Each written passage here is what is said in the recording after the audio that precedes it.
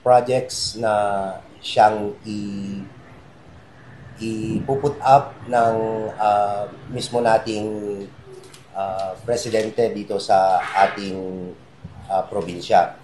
Ito ay nauukol sa mga renewable energy projects ng mga kapitalistang kumpanya at alam natin na yung mga renewable energy projects ay hindi ito nagsisilbi sa mga mamamayan. For the past years ay alam natin na ang probinsya ng Ilocos Norte ang isa sa pinaka mataas na singil sa kuryente. And alam din natin na dito sa ating mismong probinsya ay nakatayo yung mga iba't ibang renewable energy like solar and mga wind farms.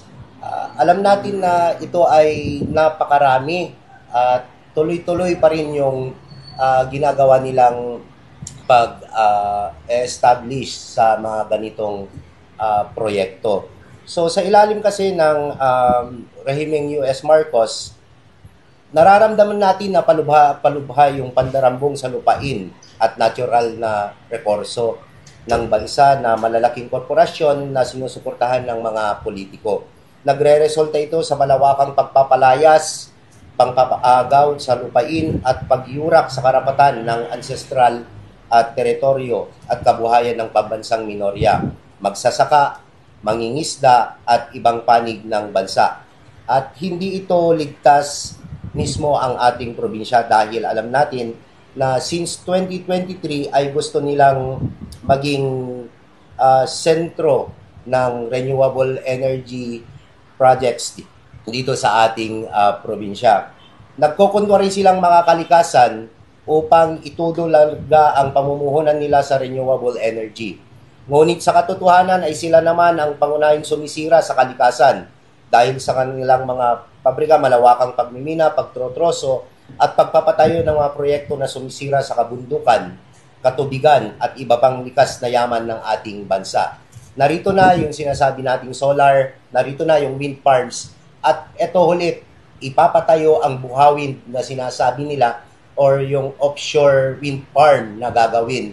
Ito ay magkakaroon ng 2,900 megawatts na iproproduce na kuryente. Ngunit ang tanong dito, sa mamamayan ba magsisilbi ang mga proyektong ito? Nagsisilbi ba mismo sa mga tao or sa mga Ilocano or sa mga mismong naninirahan sa Ilocos Norte ang mga wind farm at solar farm na yan? Kung ganoon man, bakit hanggang ngayon napakataas pa rin ang singil ng kuryente dito sa ating probinsya? Gayon din, bakit sila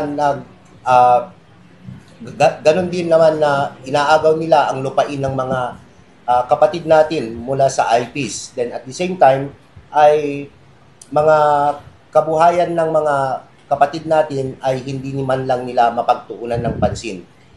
Lagi nating binabanggit, we are not against development kung ito ay maglilingkod sa taong bayan. Lagi nating binabanggit na isaalang-alang din nila ang kabuhayan at buhay ng mga susunod na henerasyon, hindi lang sa pangkasalukuyan. Mariin namin tinututulan ang mga development projects na nakakasira dito sa ating mismong probinsya at sa pagsira sa ating mismong kalikasan dito sa ating mismong probinsya na Ilocos Norte. From San Juan, kami po ay tutol at gayon din nananawagan na itigil at wag nang dagdagan sana ang mga proyektong ito para dito sa ating probinsya at ito'y hindi nagsisilbi sa mga simpleng mamamayan dito po sa atin.